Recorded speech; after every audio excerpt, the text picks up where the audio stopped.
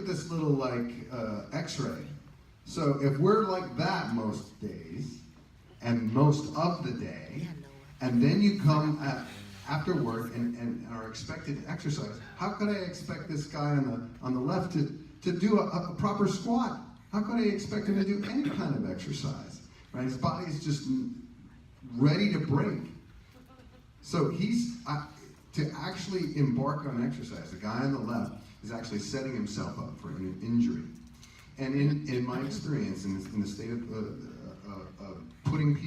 initiating people who are originally sedentary and on a ketogenic diet, or trying to start a ketogenic diet, and they're trying to start exercise, that they are prone to an injury, right? And corrective exercise won't do it. They need acute physical therapy. So at the Tri-System Center where we work now, we have a doctor of physical therapy.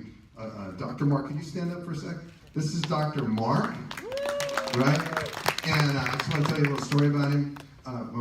My wife is my discerning voice, and she's very skeptical, and I knew that Dr. Mark would be great in our Tri-System Center, in our practice, and my wife had slipped a disc, and she hadn't had pain for 10, 12 years, and so I said, you got to see Dr. Mark, and so Dr. Mark did an assessment on her, and to the point where she was moaning.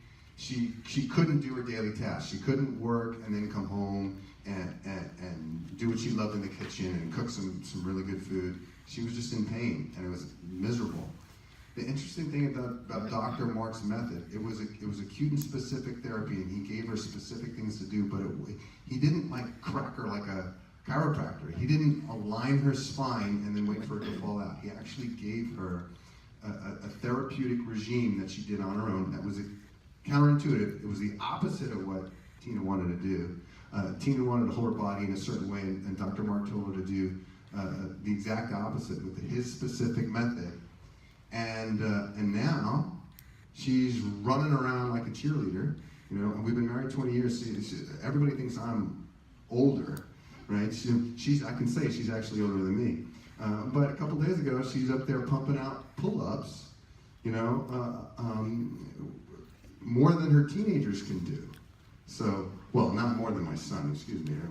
I had to clarify that, but more than my daughter can do. How many women, regardless of their age, can do 3, 4, 10 pull-ups? How many guys can? Exactly. You saw the guy he was just a big hockey player. He can't do one pull-up. He's like the #1 recruit, and they're like, this guy can't do one pull-up.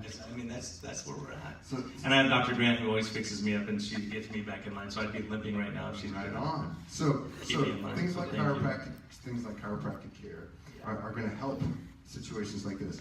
But I firmly believe, I'm just happy to have a wife that can jump around and help me work and still have energy enough to do stuff around the house at the end of the workday.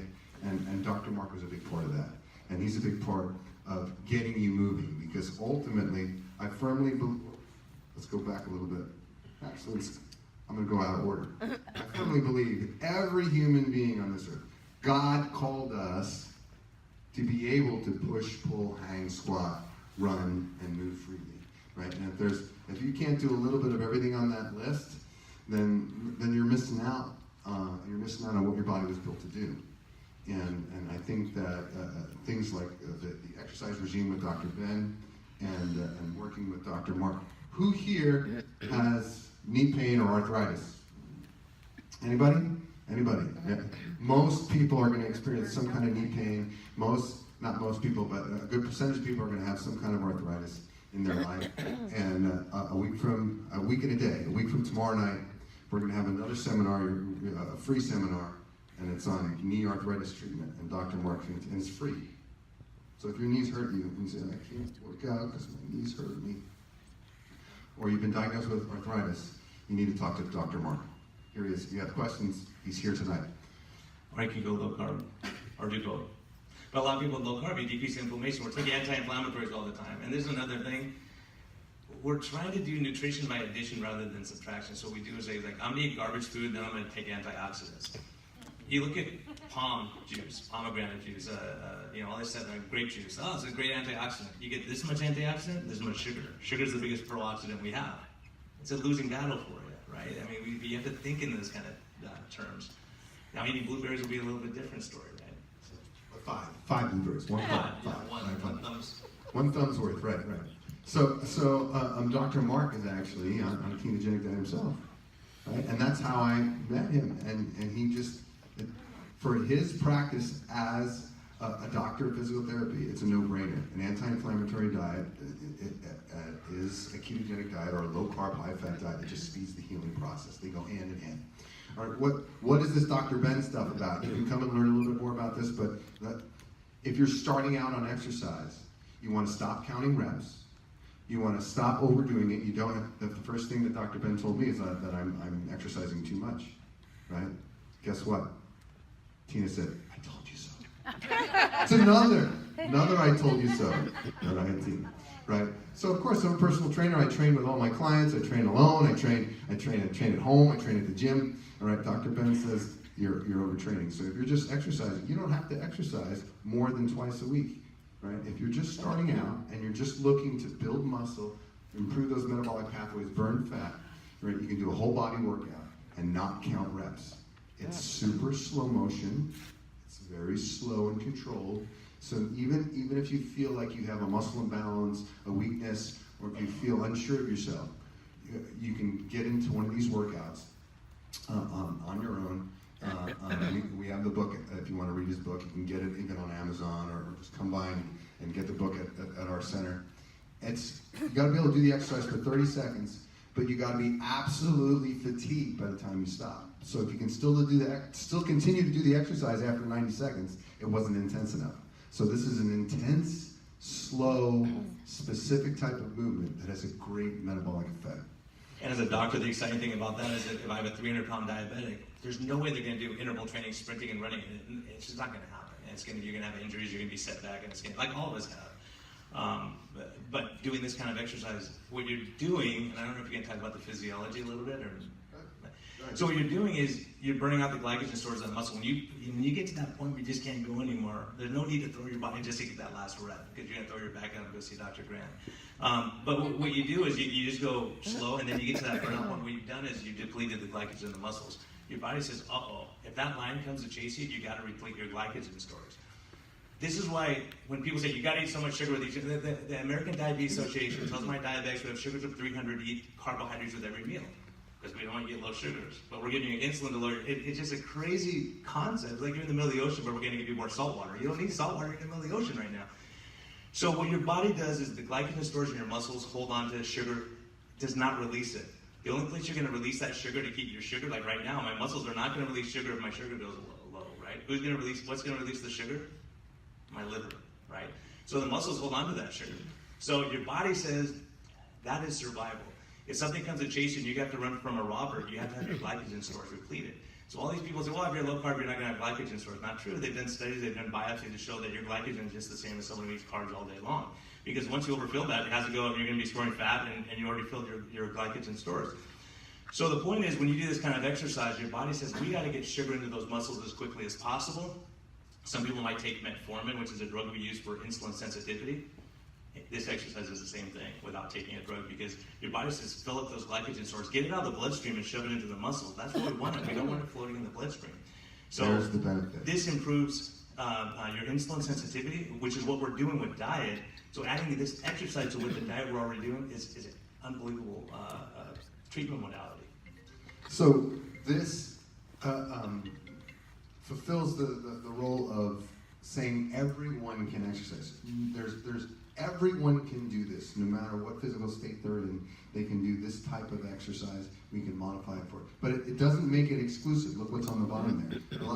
Some of my exercisers will say, "Well, then this is all I have to do. I exercise twice a week." No, Dr. Ben's not saying that. I'm not saying that. If you still have the ability to go out for a hike, then don't stop doing that. If you have the ability to do some stretch or some yoga type exercises, or if you're playing a recreational sport, don't stop that, right? This is to support that.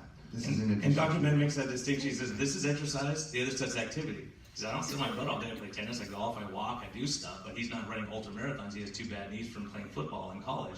So he makes that point. There's a difference between this kind of exercise, because some of us are too busy to do an hour on the treadmill every day. So I pull him aside, okay, Dr. Ben, between you and me, what are you doing? He goes, 15 minutes twice a week. He's been doing it for like 40 years or 40 years. 40 years. So, but he stays active and he stays fit, and he has the same body percentage fat percentage as he did like 40 years ago. Yes, yes. So, it's a point of moving around and being, park your car a little farther, take those extra steps. You don't have to be sweating the whole time. It's just being active and moving instead of just sitting there with the remote control all day. When I should have put the remote control on that tech thing. That would have been good. So, when we first had our initial conversion conversation, my big objection was that the ketogenic diet or low carb diet was going to deplete you of glycogen and ultimately sacrifice performance.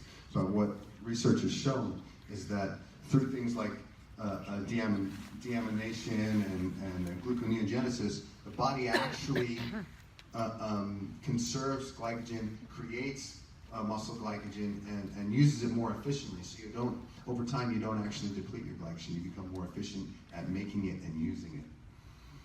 All right. And if 15 minutes sounds too much, we actually have a transition up to Dr. Ben's diet, Dr. Ben's workouts, and that's right. You can go to that link right there, and that'll take you to some workout videos that will actually help you transition. They're just 10-minute workouts. If you feel like you couldn't do 15 minutes of an intense workout, and you'll graduate up to. So, 10 minutes a day. Does anybody not have 10 minutes a day? I mean, they don't. It's 20 minutes a week. It's not 10 minutes a day. Yeah, well, I'm saying. Yeah, it's not in that. Yeah. It's twice a week. 30 minutes for Dr. Ben, right? Right. But this is just in transition to that. 10 minutes. If you're not moving at all, then let's do some of these videos. 10 minutes, right? And don't stop to do a text in between. Right. We also have community here, and there's a low carb community. And this meeting is a kickoff. We're going to continue this meeting on and meet monthly, and some cool people, not just Dr. Brian and I and Dr. Mark will be there, but Doug and Pam are at most meetings in town. There's other health professionals. There's nurse practitioners. There's cardiologists that show up. There's other researchers, and there's featured speakers that come to our monthly meetings. We also have a low carb group that's a paid group that you can join and get a discount card for low carb vendors in the area, and that's this. Because we're in a biblical setting, we also have a biblical group that discusses the actual biblical efficacy of a low carb, high fat diet. Next meeting is Saturday, February 16th. It's at the Tri-System Center. It is a Low Carb USA approved meeting. And we have another doctor. We have a doctor speaking there who is looking to bring the standard of care into HMOs and into even Medi-Cal, which is a big endeavor. And he's going to speak on that and talk about why we have to move in this direction. And Dr. Brian talked a little bit about that tonight. Big thing, July 24th through the 29th is the Low Carb Conference here in San Diego. There's going to be speakers from all over the world there. And the cool thing about that is Dr. Ben and I are going to be teaching that low carb personal training and sports nutrition course. So, what to do next? Download this, because there's a lot of data, there's research, and there's your link to do that. All I got to do is fill out the little 2-thing form. If your knees hurt, or you know somebody whose knees hurt, come next week. And then make sure you come next month. Make sure you come in the summer to the low carb meeting. And then we also have a free workout every Saturday that's just designed to make you mobile. It's not necessarily yoga, it's just a mobility workout to try to get you to move. right? If you can't touch your toes, if you can't get up off the floor, if you're down there, or even get down on the floor, then this little half-hour workout, 30 minutes, will help you be more mobile. Stay informed. We've got Dr. Brian's Low Carb MD podcast with some powerhouses on there. And we also are available for professional consults. If you know, and along those lines, Doug, do you have access to your videos with Dr. Saivis, or no? Is that public on YouTube? Yeah. So I put the latest one up this morning, actually. It's unbelievable. It's the same doc, and we're all in awe of this guy. He's really, really fascinating, amazing. But episode number 10, Low Carb MD. If you're going to just listen to one episode, and that's it. Listen to it, because it's going to change. I think number 10 and number 8, Jill Reeder, is unbelievably inspiring to help you get on track to do that. That's why we're doing the podcast, to say, look, it's not over. You don't have to give up. Let's get this thing going. And so Jill has lost 100 pounds. She went from high stress, and her whole life story. I mean, people call me saying I'm crying listening to this thing because it's so inspiring and so amazing. And then, and from the scientific part of it, and just practical stuff. I mean, Dr. Saivis is unbelievably brilliant, and he gives advice that I thought, wow, I never thought about it that way. You know, because we all have different approaches, and he's hardcore, but he's right in what he's saying. When you think of it, he's right. I don't like it, but he's right. So very amazing. And Doug has a whole lecture series by him, and he's going to be writing a book down the road based on what you're saying. So you get the videos for free, and you'll be working on the book still. So, just to introduce you before we go and open the floor up to questions, the woman that can do these pull-ups, and my partner in crime, and a personal trainer that some think is too tough, is my wife, Tina. Could you stand up, Tina, and just wave a little bit? There we go. That's Tina.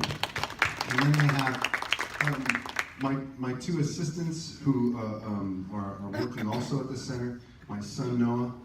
He can climb the rope without using his feet. If anybody knows that. There, just stand up and put your hand up there. I have my daughter, Caitlin, and her boyfriend, Caleb, and they're at the center as well. Stand up, you'll see them, and they do warm-ups and assist people. They'll help you make a keto shake, things like that. Very good. And then Dr. Mark, he's in the office right next door to me. And we're going to open up the floor to questions. If you have a specific orthopedic question, then feel free to migrate over to Dr. Mark. He'll answer questions. Let me open up the floor now. Do you have any questions for us? Anybody have any specific questions? Yes, ma'am. The last doctor you were talking about, Dr. Saivis, where do we find this? If you just go, if you're a Facebook person, you go to Low Carb USA on Facebook, and we posted it. There's an introduction, and it goes 1, 2, 3, 4, 5 chapters right now. They're also on YouTube. So if you go, CYWES. CYWES. Yes. So we've got a Low Carb USA, the YouTube channel. So if you go on there, there's a whole playlist or whatever it's called. There's a I think it's called Diabetes Understood or something. And I've got the introduction and chapters 1 to 5 that he's done so far. He's got 23. I asked him for a couple of topics that I could interview him on, and he gave me a list of 23. Oh. So I said, well, let's do them all. He's just one of those guys that he talks and everybody listens. You get those kind of people. And he's fascinating. And he's got 20 years of experience. He's a bariatric surgeon that's been working with morbidly obese people, and many of them are diabetic, and his insights are just incredible. So you can, and then on our website, if you look under the videos menu option, there's a link there to a page where I've got the whole series up till now, and I just keep adding the new ones in as we do them. Next one we're doing on Saturday is at our event in Florida. Very good. So we're going to do it live at lunchtime. This will be a live event this Saturday. It'll be in Florida. It's lowcarbusa.org. Yeah. Right? And then, so we are a chapter, we are a microcosm of that big group here in San Diego, and we have a free Facebook group as well. It's Low Carb SD. Low Carb SD, and you can find that on Facebook. And so what we're doing with the community, trying to build it to make it so it's easy for people. Like, what do I eat? What do I do when I go out to dinner? So we have keto desserts, San Diego, style. Great vendors, awesome yes. vendors. So we have a lot of people come out and saying, look, you want to, instead of doing Jenny Craig, let me make you real food. There's people who make real food that they'll deliver to you. There's really not a lot of excuses not to do it, really. Because when you start seeing that it's so convenient now. 2 years ago when I started talking about this, not one person knew what I was talking about. This is crazy. And you have to look from the doctor's perspective. We've heard it all. We've had Dr. Oz recommended eating bark from this tree or doing this, and everyone's going to have HCG and all. We've heard it. So it's like, oh, keto, yeah, I don't hear about this stuff. So that's why we're doing the podcast too, to reach doctors. Say, listen, is this reasonable? Is this what the data shows? Yeah, it's what the data shows. And we're having clinical success. When people hear about us taking people off, I've had 14 people come off insulin. Other doctors hear that, they go, oh, that's crazy, is it possible? Because I always read stuff like that. I chiropractors say, I'm taking you off insulin. Like, come on. But it's true. It's true. It happens. And there's tons of doctors from all over the world doing the same thing, and they're having the same results. So it's super exciting, and we're seeing that. We're seeing our patients get better. That's why we're doing this talk tonight, because we want to spread the word. We firmly believe that this is just what people need to hear. We're trying to help people. We're trying to go against the grain. We're trying to go upstream. And so during this month of back to New Year's resolutions and lose weight quick and buy this, that, and the other, if it's not in line with these basic physiological principles, it's a fad and it's wrong. And so we want to make ourselves available. We would love to do this at another church. We would love to do this at a business, an abridged version, a type of this, because we firmly believe in our hearts this is our calling and this is what we want to do. Other questions really quick. Yes, sir. How much coconut oil can you eat is one thing, and then I want to know if you've heard about sour honey from, I think it was Brazil. You want me to answer that? Coconut oil, probably the limiting factor is going to be your GI being able to handle it, right? I don't recommend eating tons of oil. I don't see a benefit of just gorging on oil, right? It just isn't natural. It's not what we normally do, if that's your question. One of my friends is a doc, and they say, how many eggs can I eat a day? It's like, don't eat more than 24. You'll be all right. And he's making the point, he's like, you know what? If you're eating eggs, there's a study in China, they were eating 50 eggs or something ridiculous like that a week. Decreased cardiovascular disease, decreased diabetes. Eat eggs, right? Eggs. 1 week, it's just like coffee. 1 week they say don't ever drink coffee. Next week it's saving you from Alzheimer's disease. Next week it's killing you. And so I was like, what do I do? I don't know. It depends. Wait till next week and we'll discuss it again, right? So there's a lot of data like that, but there's no need to be eating oil and butter and all that stuff all the time. If you want to cook your steak and butter, go for it. Cool. Have it with your meal. But eating all day long, like we're saying, it depends what your goals are and what you want to do. If someone's diabetic, you got to cut your carbs. So people try to pigeonhole us and say, oh, you're against fruit. If you're 300 pounds and you have a sugar of 300, there's zero reason to eat fruit. It's therapeutic. There's a therapeutic reason. There's no benefit for that because you're going to raise your sugars up and it's going to store in the liver and you're never going to get off insulin. So we're having people come off insulin because the way we dose anyone who knows insulin, we say, okay, how many carbs are you eating with lunch? Take this much insulin. How many carbs with dinner? Take this much insulin. So I said, well, once if they don't eat lunch, we don't give them insulin. Once if they don't eat any carbs with lunch, that's not safe. What do you mean? It's the same thing. Eat something that's low carb and you're going to do better. So let's translate that to the practical use of a low carb diet. So doing organic or higher end coconut oil can be consumed in a normal amount, let's say per meal. Let's look at a per meal serving, assuming that on a ketogenic diet you're not going to eat more than 4 times a day, probably 3 or 2 times a day, maybe even less. But let's say average 3 or 2 times a day. So I would limit your portion to about 1 ounce or 2 tablespoons per meal per day. So that would be 3 ounces max. Now, the downside to that is if you're eating 3 ounces of coconut oil, you're really pigeonholing yourself into those specific fatty acids within that oil, whereas you really should be diversifying a little bit more. So 2 tablespoons per meal, preferably not 3 meals a day of the same oil. As far as, you said bitter honey? Yeah. Right, so Sour honey from Brazil. sour honey. I'm not too familiar with it as well. But you want to educate us all? Pardon me? Do you want to educate us on that? Well, I have a very poor memory, but it's supposed to cure about everything known to human beings. It's not like that. Right. Well, it comes in 3 varieties. red, green, and brown, I think. So It's only one area in Brazil where the bees make this stuff. Yeah, it's in a special place in Brazil, right? Just the term sour honey is kind of skeptical of me. That's like saying I've got the color white, but it's a little black, or I got a black white. It's sour honey. Is it bittersweet? I don't know that it has an overwhelming therapeutic effect. We probably would know if it did, right? Other questions? Okay, so you say diabetics getting off insulin, but what about the rest of them, like metformin and, or is that, you're just talking about all of them? Well, we do a lot of different things now. The trouble we're in, the trouble I get into now is a lot of the insurance will cover insulin. So they're on insulin. It's not that insulin's really expensive. It's not covered. It's like $1,500 a month, right? It's a lot of money. And so we step them back to a drug like Victoza, which is a step down, which helps improve insulin sensitivity, helps decrease the sugars we're getting too high. Because it's like a cat and mouse game a little bit. We got to lower the sugars down, but because if we allow them to ride too high, it's going to be toxic to the beta cells of the pancreas. And you're going to defeat your own purpose. So unless you change your diet and go keto, it's going to be very hard to come off med. It's not going to happen, in my opinion. I've never seen it happen. So it's one of those things. Metformin increases sensitivity. That would be the last drug I would take off of someone. It helps insulin sensitivity. That's what we're trying to do. The drugs, there's only 2 or 3. To tell you about diabetes drugs, there's zero requirement from the FDA that they improve or decrease mortality or improve your life longevity. All they have to show is they decrease sugar levels, right? So the way we look at it now, Jason Fung, myself, and a lot of other doctors say, look, you have this Dr. Seifus is an example. You have a factory that's polluting the river. So you keep hiring more and more people to clean the river, which is metformin, which is glipizide, which is this drug, and the next drug, then you got insulin. Because you're trying to get the toxins out of the bloodstream, right?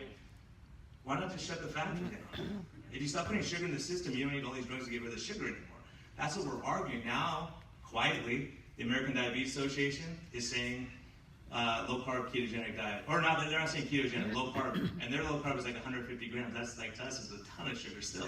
But it's the treatment modality, right, for us who know it, it's still ridiculous. But it's a step in the right direction, right? Because they're realizing there's too much data coming out, there's too many people talking.